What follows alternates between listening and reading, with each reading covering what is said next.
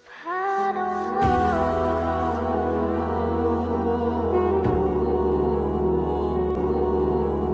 نحمده ونصلي على رسوله الكريم اما بعد فاعوذ بالله من الشيطان الرجيم بسم الله الرحمن الرحيم واتموا الحج والعمرة لله صدق اللہ العظیم۔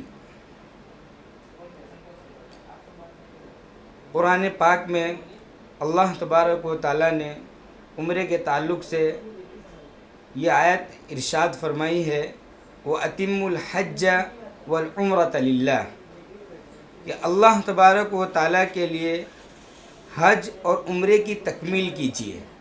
یعنی قرآن پاک میں عمرے کا تذکرہ ملتا ہے اور یہ ایک محبوب عبادت ہے جو بندوں کو کرنی چاہیے، اور احادیث میں کثرت سے عمرے کے فضائل وارد ہوئے ہیں۔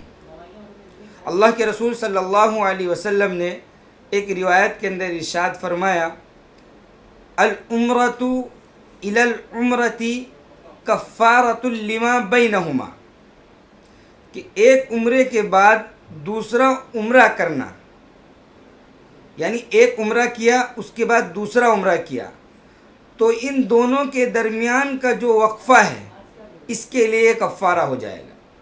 یعنی ایک عمرے کے بعد جو دوسرا عمرہ ہم کرتے ہیں تو اس کے درمیان کے وقفے میں اگر گناہ ہو جاتے ہیں تو یہ عمرہ اس کے لیے کافی ہو جاتا ہے۔ اللہ کے رسول کا ارشاد ہے العمرۃ الی العمرۃ کفارۃ لما بینہما۔ اور ایک دوسری روایت کے اندر اللہ کے رسول صلی اللہ علیہ وسلم ارشاد فرماتے ہیں تابعوا بین الحج والعمرہ فإنہما ینفیان الفقر والذنوب کما ینفی الکیر خبث الحدید والذہب والفضہ۔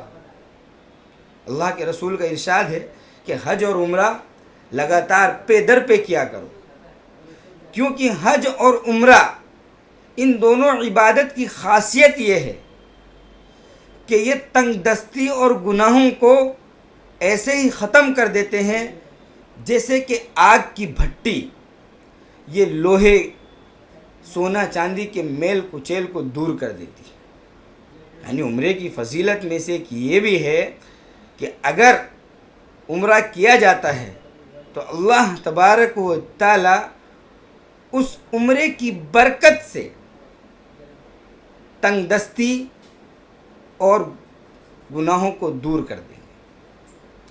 اور ایک روایت کے اندر اللہ کے رسول صلی اللہ علیہ وسلم نے ارشاد فرمایا وفد اللہ ثلاثۃ الغازی الحاج والمعتمر، کہ اللہ تبارک و تعالیٰ کے مہمان تین لوگ ہیں، تین شخص اللہ تبارک و تعالیٰ کے مہمان ہیں۔ پہلا شخص الغازی المجاہد فی سبیل اللہ، اللہ کے راستے میں جہاد کرنے والا، والحاج دوسرا شخص وہ جو حج کرنے والا ہے، اور تیسرا شخص المعتمر جو عمرہ کرنے والا ہے۔ یعنی جو شخص عمرہ کرتا ہے وہ اللہ تبارک و تعالیٰ کا مہمان ہے۔ اور ایک روایت کے اندر اللہ کے رسول صلی اللہ علیہ وسلم نے ارشاد فرمایا الحجاج والعمار وفد اللہ، کہ یہ حاجی اور یہ عمرے کرنے والے یہ اللہ تبارک و تعالیٰ کے مہمان ہیں۔ اذا دعوہ، جب یہ اللہ تبارک و تعالیٰ کے سامنے دعا کرتے ہیں، اللہ تبارک و تعالیٰ سے مانگتے ہیں، اجابہم، تو اللہ تبارک و تعالیٰ ان کی دعاؤں کو قبول فرماتے ہیں۔ وَإِذَا اسْتَغْفَرُوهُ، اور جب یہ اللہ تبارک و تعالیٰ سے معافی طلب کرتے ہیں، غفر لہم، تو اللہ تبارک و تعالیٰ ان کو معاف فرما دیتے ہیں۔ تو حج اور عمرہ اس کی بہت فضیلت احادیث کے اندر وارد ہوئی ہے، اس لیے مسلمانوں کو چاہیے کہ وہ عمرے کا اہتمام کریں۔